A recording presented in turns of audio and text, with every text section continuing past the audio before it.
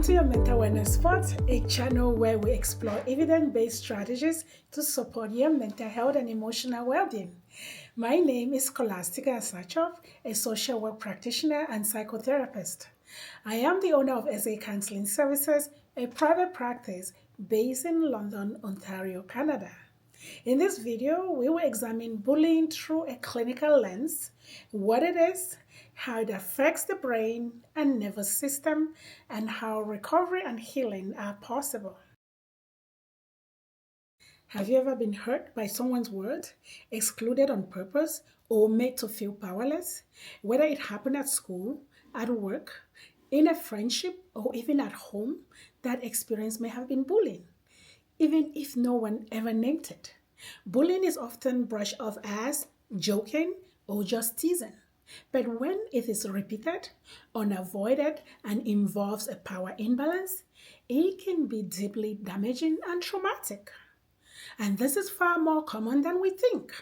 In 2025, 71% of Canadian youths aged 12 to 17 reported experiencing at least one form of bullying in the past year, with many experiencing it repeatedly. Bullying victims report the highest rate of suicidal ideations as well. Bullying has also been recognized as an adverse childhood experience, ACE, due to its impact on your emotional regulation, your cognitive function, identity formation, and long-term mental health consequences. So it is a public health issue and we should take it seriously.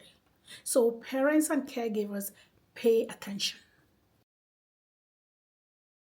Bullying shows up in so many ways. There are different types of bullying.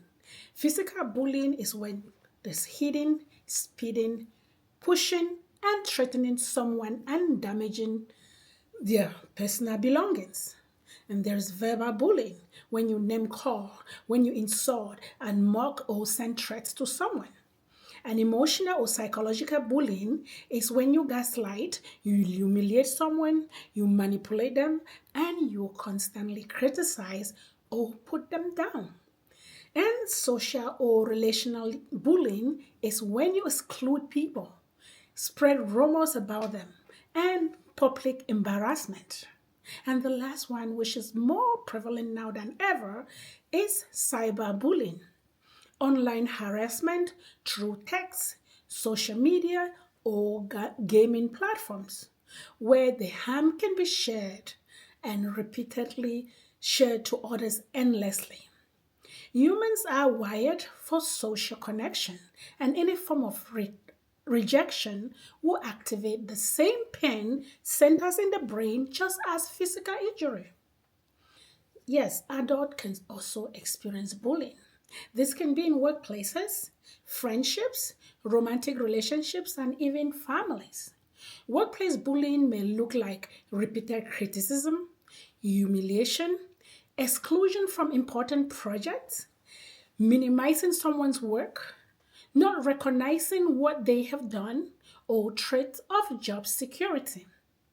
And bullying can also occur in intimate partner relationships, which can include verbal abuse, controlling someone, isolating them, constantly criticizing and putting them down, and making them feel worthless. Even adults who appear strong on the outside can carry deep emotional scars from bullying. Bullying can have long-term mental and physical effects on victims. Individuals may continue to experience trauma responses long after bullying has ended. Triggers can activate the same fear-based responses programmed during the original experiences in the brain long after. Many survivors sometimes ask, why am I still being affected when it's all over? The answer is that trauma lives in the brain and body until it's processed. That is why treatment is very important. The mental health consequences of bullying include increased risks of anxiety and depression, hypervigilance and trauma responses, low self-esteem, shame, loneliness, poor school performance, self-harm or risks of suicidal thoughts, Some end up using substance as a coping mechanism.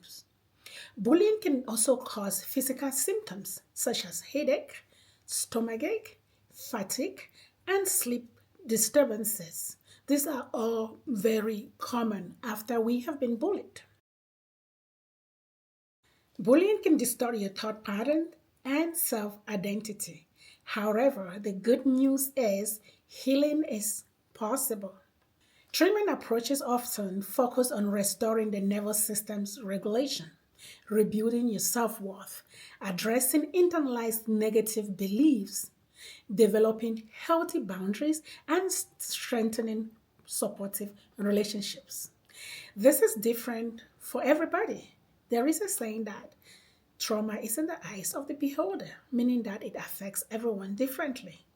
I often explain to my clients that two people can experience the same challenge or adversity, and the impact on their mental health will be different. Reclaiming your power is an active process. Trauma takes away choices, but healing restores it. You start challenging internalized negative beliefs or cognitions, like replacing I am worthless or inadequate with I am worthy and adequate. Reconnect with your strengths and values. Surround yourself with affirming relationships with people who will lift you up. Shame thrives in silence and isolation, while healing grows in connection. Do not isolate yourself. Connect with family, friends, or support groups to break the silence and the shame. Making decisions that prioritize your well being is very important. Intentionally engage in activities that boost your self esteem and highlight your strengths, such as your hobbies, sports, and creative projects that you enjoy. Learn to say no and assertively set boundaries with people who make you feel uncomfortable. Limit or prevent contact with harmful people. Creating predictable and supportive routines can also be very helpful when it comes to healing. And of course, prioritizing your self care is very important. Again, I'm talking about exercises. I do have a video on the importance of exercises on your mental health. So, that is very important when you are healing from trauma as a result of bullying. Engage in positive self talk. Positive affirmations help with cognitive restructuring. When I do trauma work with my clients, one of the things we start working on is replacing negative thoughts with positive thoughts. That helps to reestablish a sense of safety. Talking about bullying in a supportive and therapeutic environment helps the brain reprocess the traumatic experience. Working with a therapist or counselor, particularly those who specialize in trauma, is very important. And for some people, they turn their pain into purpose. Many survivors sometimes find healing by advocating for others, educating, and participating in anti bullying initiatives. Document and report. Keeping a record of the incident, the date, the time, and the location is very important, especially when it comes to workplace bullying, because that can be important when you are about to report what has happened to you. In conclusion, bullying is a public health issue that needs to be addressed. Its psychological impact can be profound, but healing and recovery are achievable with appropriate interventions. I also want to share a helpful resource. In our storybook, Abigail and Friends, one of the characters shares her life experiences of being bullied and how she got help, making the book a great resource for understanding and combating bullying.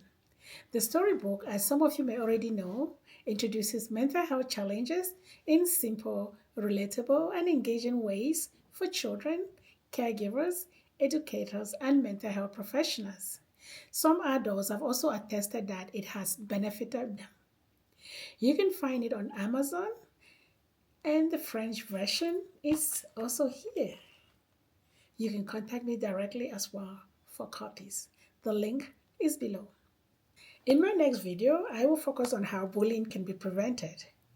If this video was helpful, please like, subscribe, and share. Please also reach out for professional support if you are struggling emotionally. Thank you.